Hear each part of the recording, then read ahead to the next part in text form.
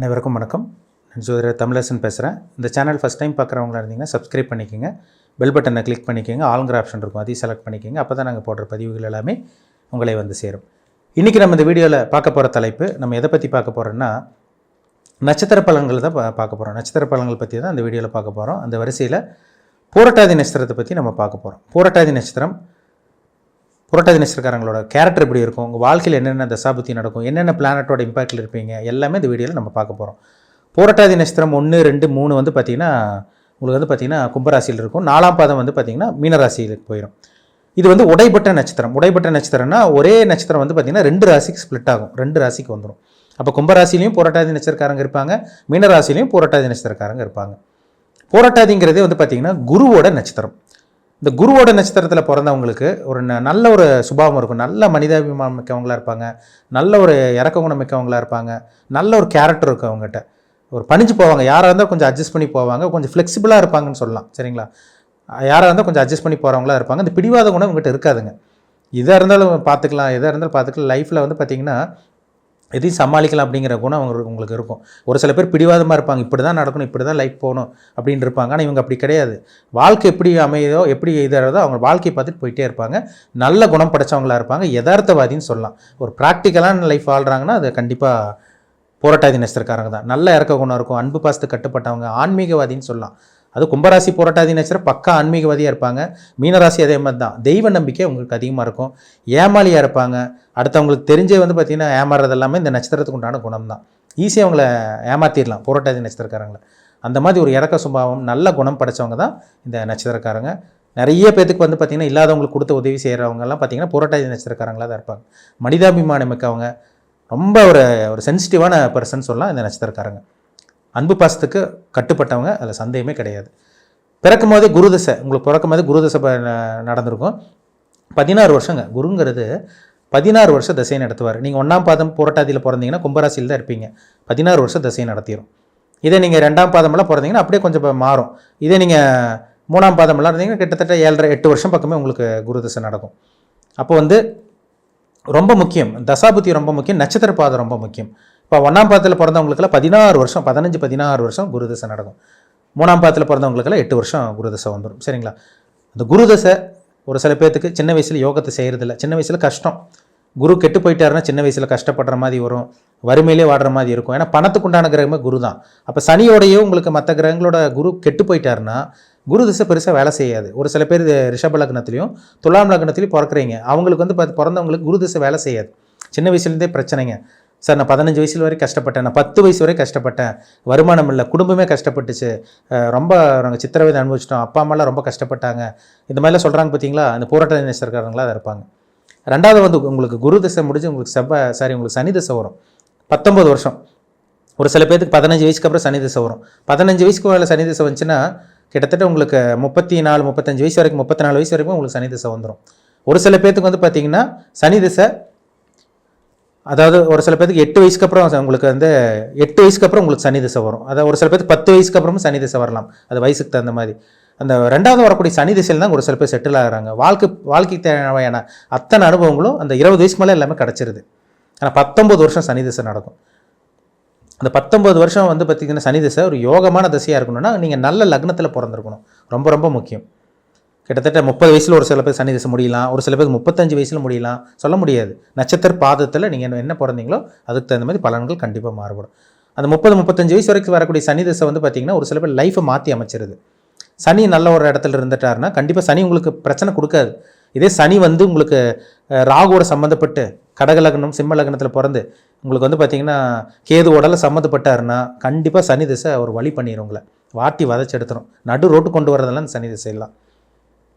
எப்போ ஒரு சில பேர் சொல்கிறாங்க பார்த்தீங்களா, சார் நாங்கள் வந்து 35-30 வயசு வரைக்கும் பயங்கர கஷ்டப்பட்டோம், 10 வயசு வரைக்கும் கஷ்டம், 15 வயசு வரைக்கும் கஷ்டம், அதுக்கப்புறம் இன்னும் கஷ்டம் சொல்கிறாங்க பார்த்தீங்களா, இந்த சனி திசையில் தான். நான் 35 வயசுக்கு அப்புறம் தாங்க சார் என் வாழ்க்கையில் நாங்கள் நல்லது பார்த்தோம், 35 வயசுக்கு அப்புறம் தான் நாங்கள் நோய் நொடி இல்லாமல் இருக்கோம், கடன் இல்லாமல் இருக்கோம், பிரச்சனை இல்லாமல் இருக்கோம், இல்லை நாங்கள் சமாளிக்கிறோம் சொல்கிறாங்க பார்த்தீங்களா, இந்த நட்சத்திரக்காரங்களாக தான் இருப்பாங்க. ஏன்னா சனி வந்து நல்ல இடத்துல இல்லைன்னா கண்டிப்பாக கெடுத்துருங்க. சனி வந்து ஒரு லக்னத்துக்கு சுபராக இருந்தாருன்னா, இப்போ துலாம் லக்னத்துக்கு சனி சுபராக இருப்பார். துலாம் லக்னம் மிதுன லக்னம், ரிஷப லக்னம், கன்னி லக்னம், மகர லக்னம், கும்ப லக்னம், இந்த 6 லக்னங்காரங்களுக்கும் சனி யோகத்தை செஞ்சிருவார். சனி திசை உங்களுக்கு பெருசாக கெடுக்காது. சனி திசை உங்களுக்கு கெடுக்கவே கெடுக்காது, தப்பிச்சிருவாங்க. எப்படி இருந்தாலும் சனி திசை கடந்து வந்துடுவாங்க. அந்த கடக லக்ன சிம்ம லக்னக்காரங்களுக்கு பாவகிரகத்தோட சம்மந்தப்பட்ட சனி, சூரியனோட சனி, ராகுவோட சனி, கேதுவோட சனி எல்லாம் இருந்ததுன்னா சனி திசை ஒரு வழி பண்ணிட்டு தான் அவங்களுக்கு விடும். 35 வயசுக்கு அப்புறம் தான் உங்களுக்கு வாழ்க்கையே அமையும். அந்த 35 வயசுக்கு அப்புறம் வரக்கூடிய அந்த புதன் திசை ஒன்று வரும். அதில் தான் ஒரு சில பேர் செட்டில் ஆகுறாங்க. கிட்டத்தட்ட வந்து 55 வயசுக்குள்ளே, கிட்டத்தட்ட 52, 53, ஒரு சில பேருக்கு 50 வயசில் புதன் திசை முடியும். அப்போ அந்த 55 வயசுக்கு வரக்கூடிய அந்த புதன் தசையில் ஒரு சில பேர் வாழ்க்கையே பார்க்குறாங்க. 35 வயசுக்கு வரைக்கும் அவங்க வாழ்க்கை எதுவுமே இல்லை. 34, 35 வயசுக்கு அப்புறம் தான் அவங்க வாழ்க்கையே நல்லது நடக்கிறது.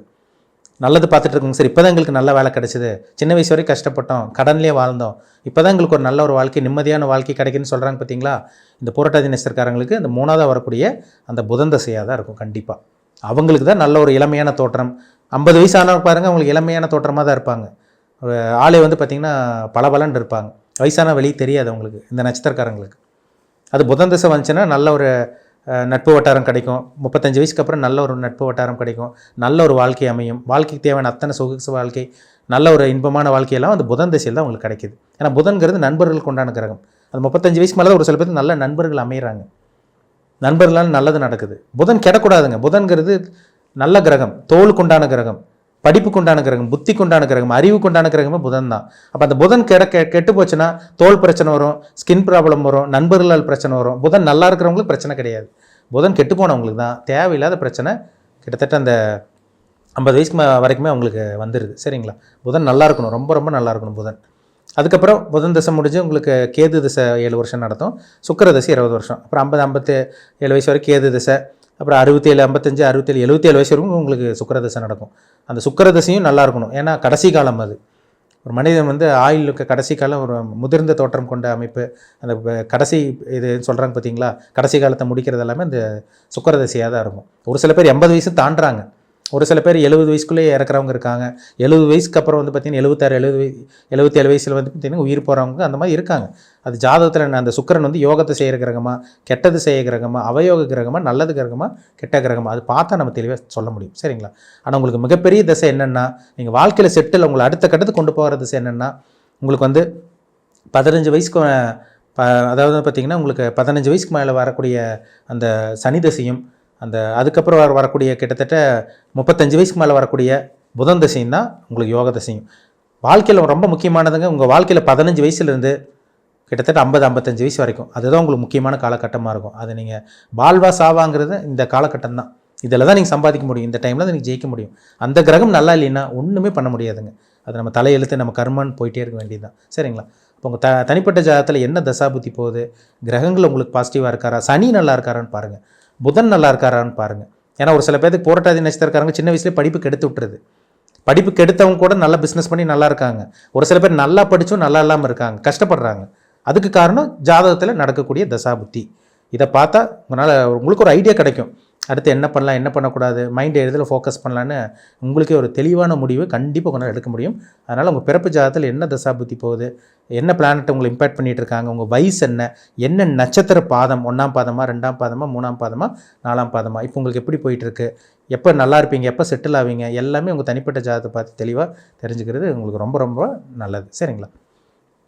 மீண்டும் அடுத்த பதிவில் சந்திக்கும் வரை உங்களிடமிருந்து விடைபெறுவது உங்கள் ஜோதிடர் தமிழரசன். இந்த சேனல் பிடிச்சிருந்தா உங்கள் நண்பருக்கு உறவினருக்கும் ஷேர் பண்ணுங்கள், லைக் பண்ணுங்கள், சப்ஸ்கிரைப் பண்ணுங்கள், பெல் பட்டனை கிளிக் பண்ணிக்கோங்க, ஆளுங்கிற ஆப்ஷன் இருக்கும் செலக்ட் பண்ணிக்கோங்க. அப்போ தான் நாங்கள் போடுற பதிவுகள் எல்லாமே உங்களை வந்து சேரும்.